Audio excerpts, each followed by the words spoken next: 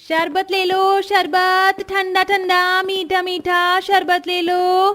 दिखने में तो काफी ज्यादा टेस्टी लग रहा है। एक गिलास तो देना। ये लीजिए साहब।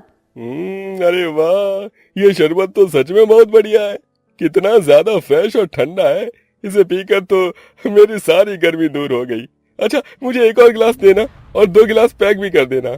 वो आदमी कनिका के हाथ का शरबत पीकर उसकी बहुत तारीफ करता है और अपने परिवार के लिए भी उससे शरबत पैक करवा लेता है। कनिका रंग रूप से एक काली लड़की थी, लेकिन कनिका के हाथ का शरबत बहुत ज्यादा स्वादिष्ट होता था, जिसके चलते जब भी कोई कनिका के हाथ का शरबत पीता तो वो उनका फैन हो जाता। लेकिन कनिका के काले रंग की वजह से कभी कभी उसे लोगों के तानों का भी सामना करना पड़ता है।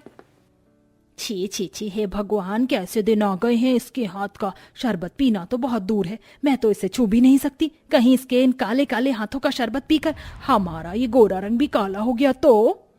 उस औरत की बात सुन कनिका काफी उदास हो जाती है, पर वो खुद को संभालती है और दिन भर कड़ी गर्मी और धूप में पसीना बहाते हुए शरबत बेचकर शाम को अपने घर आ जाती है और अपने बूढ़े माँ बाबा के लिए चूल्हे पर गर्मी में खाना बनाती है और अपने बाबा को देकर अपनी बूढ़ी और बीमार माँ को खाना खिलाती है। दाल ठीक बनी है ना? ज्यादा मिर्ची तो नहीं है? बेटा, जब तू कल को अपने ससुराल चली जाएगी तो मुझे ऐसे खाना कौन खिलाएगा? माँ, आप ये कैसी बातें कर रही हैं? मैं आपको और बाबा को छोड़कर कहीं नहीं जाऊंगी। बिटिया, तुझे एक ना एक दिन तो जाना होगा। तुझे इस उम्र में अपने ससुराल की जिम्मेदारियां संभालनी है ना, कि हमारी। तूने दिन रात कड़ी धूप गर्मी में बहुत शरबत बेच लिया, लेकिन अब और नहीं।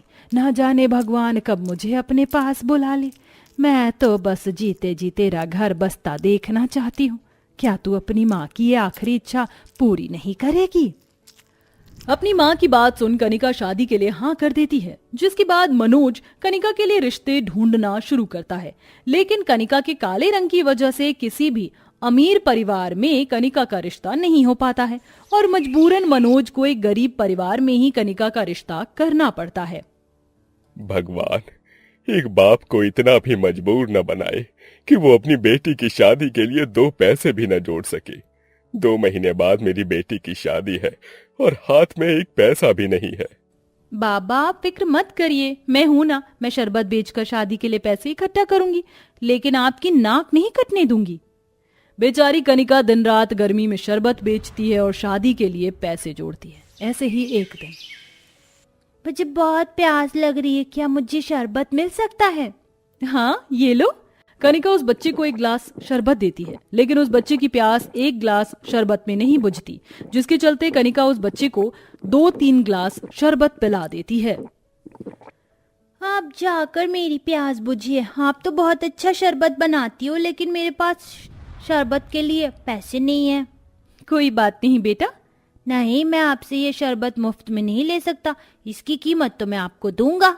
इतना कहते ही वो बच्चा देखते ही देखते एक देवता के रूप में बदल जाता है। मैं कृपालु देवता हूँ, जो लोगों के अच्छे कर्म का उन्हें फल देता हूँ।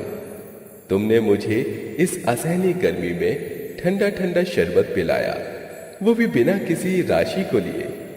बताओ, तुम्हें क्या चाहिए? मुझे आपके दर्शन हो गए, यही मेरे लिए काफी है।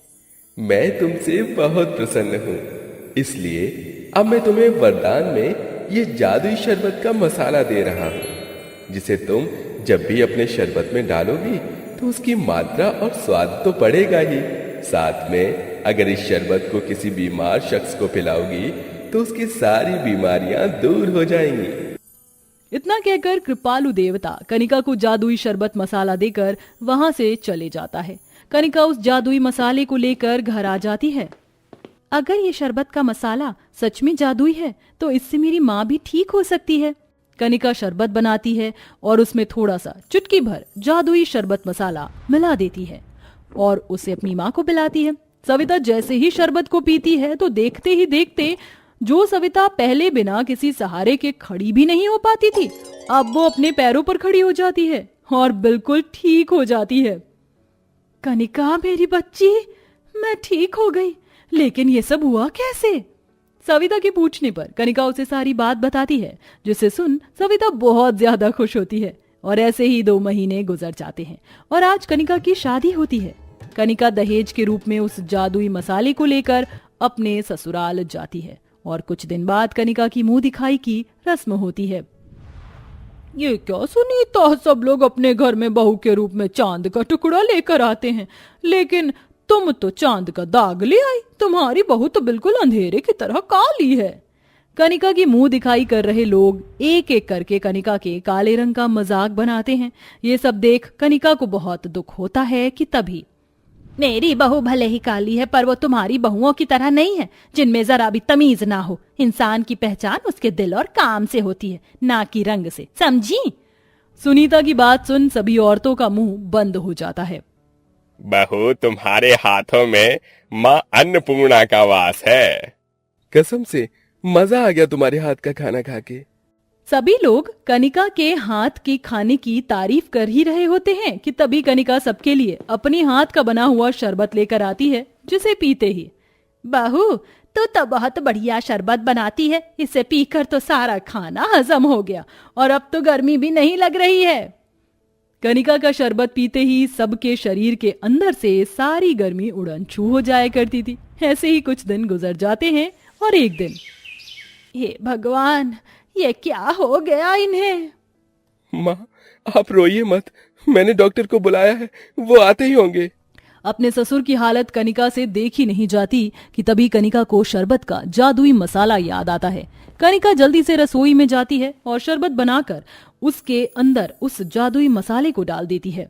कनिका जैसे ही अपने ससुर माधव को जादुई शरबत पिलाती है तो देखते ही देखते माधव ठीक हो जाता है, मानो जैसे उसे कुछ हुआ ही नहीं था। बहू, ये सब क्या था? ये सब कैसे किया?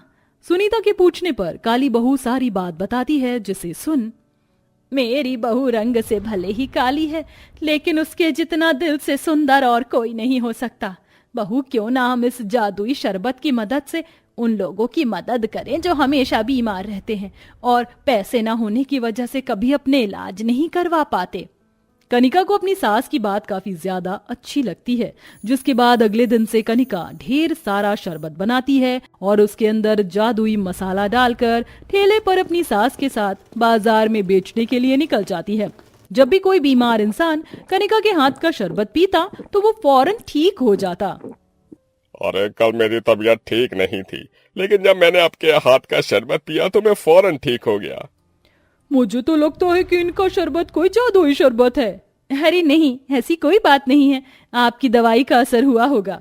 कनिका की जादुई शरबत की लोग काफी तारीफ करते हैं, लेकिन कनिका, सुनीता किसी को भी ये नहीं बताती कि ये जादुई शरबत है।